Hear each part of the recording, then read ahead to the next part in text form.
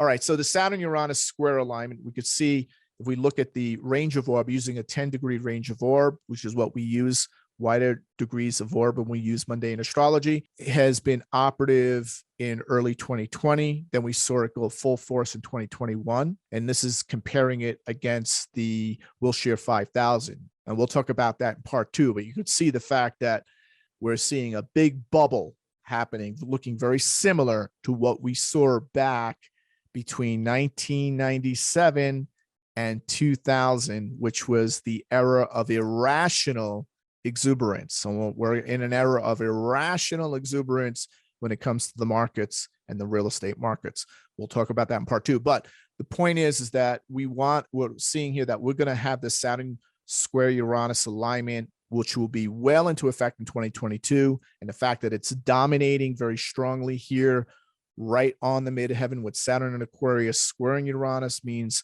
it's going to be a factor that we need to be aware of when we combine it with the Jupiter-Neptune energies. All right, so the Saturn square Uranus alignment has to do with gray rhino events. Since the emergence of the Saturn-Uranus square, gray rhino event risk have been proliferating. And for those of you who don't know what a gray rhino event, it's a highly probable, high impact, yet neglected threat. So gray rhinos are not random surprises, but occur after a series of persistent warnings and visible evidence. Human beings are easily susceptible to normalcy bias, even astrologers, normalcy bias. And that's the bizarre voice in our heads that tell us everything is okay or will be okay, even when the warning signals and signs are completely obvious, especially in retrospect. So our brain simply cannot comprehend that tomorrow could be radically different than today, and that our world could be turned completely upside down. So gray rhino events are not to be confused with black swans. They refer to highly probable but neglected events that have an enormous impact. So they're different than a black swan. So a black swan is an unknown event that emerges in a powerful way that turns the world upside down and inside out. A gray rhino is a known but neglected event. So gray rhino types of events are ones that we know about, but still don't do anything about, both in terms of what's happening in the political realm, in terms of the markets, and in terms of our own personal lives, right? So it's similar to perhaps to the 800-pound gorilla in the living room. So we're going to see more of a convergence of gray rhino events accelerating and intensifying all through this year. We saw this in 2021. We're going to see resistance to authoritarianism. We're going to see more top-down authoritarianism, repression. We're going to see more polarization, more economic inequality, more loss in trust in institutions, more lost in trust in things that we used to believe in, we don't believe in. We're starting to see that already with CNN, the news that people have come to trust and believe, right? Greater turbulence in politics, economy, and society. We're going to see applied perception management go into overdrive. Here's a quote by George Orwell in 1984. The masses never revolt on their own accord, and they never revolt merely because they are oppressed. Indeed, so long as they are not permitted to have standards of comparison, they never even become aware that they are oppressed. So this was by George Orwell in his book 1984, published in 1949. We're going to see much more government censorship protecting you from reality, and that applies to everything.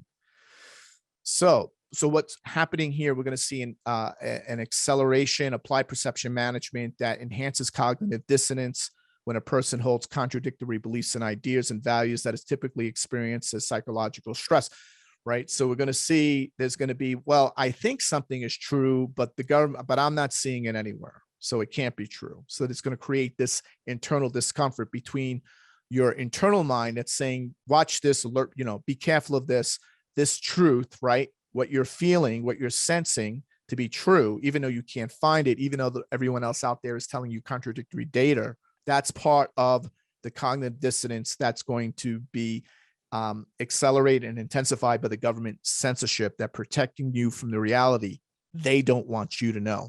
We're going to see this where we have the Saturn-Uranus to have a more tolerant society, The elite believe they must be intolerant of all dissenting views. This is where the New York Times calls for Biden to appoint a reality czar to fight misinformation and extremist views. So this thought crime is a word coined by George Orwell in his 1949 novel, 1984. So where a person's politically unorthodox thoughts, such as an unspoken belief or doubts that contradicts the tenets of the social or establishment media or social media or the party of government in power that controls the speech, actions, and thoughts of its citizens. This is going to accelerate between certainly now and the time of the midterm elections. But folks, for you, my European and Asian friends, this is also happening to you. If you live in Europe, the fascist folks in Brussels, right? Non-elected officials. These are not directly elected by you. These are not, this is taxation without representation. They're doing the same thing, They want a tolerant European Union society that is run by a bunch of elite in Brussels, right? That must be where the population must be intolerant of all, right? Where Brussels is intolerant of all dissenting views. So we're going to see a lot more of that. We saw it in 2021. We're seeing a recontinuation of that. We're seeing the tech censorship supremacy. Silicon Valley no longer conceals its power, right? We're seeing that Facebook, Amazon, Twitter, Google, Apple, all these companies that have established a dominance over the public sphere, not since the heyday of the pre-Reformation Catholic Church. They are suppressing, repressing, deplatforming, right? They are suppressing the truth. Again, this is another form. This is another way where we're going to see much more censorship and repression. Cancel culture and deplatforming. Again, cancel culture is a modern form of ostracism in which someone is thrust out of the social or professional circles, either online or in social media or in the real physical world, where consequences can lead to loss of reputation, loss of income that can be hard to recover from. And deplatforming is a form of political activism by an individual, by a group, by an organization, by a corporation, with the goal of shutting down controversial speakers or speech, or ending their access to a venue in which to express their opinion. So we're going to see a lot more of that. That's been continuing. This is going to continue, especially now that there's going to be a lot of controversial political races occurring, particularly in Europe with the French election. That's a big one.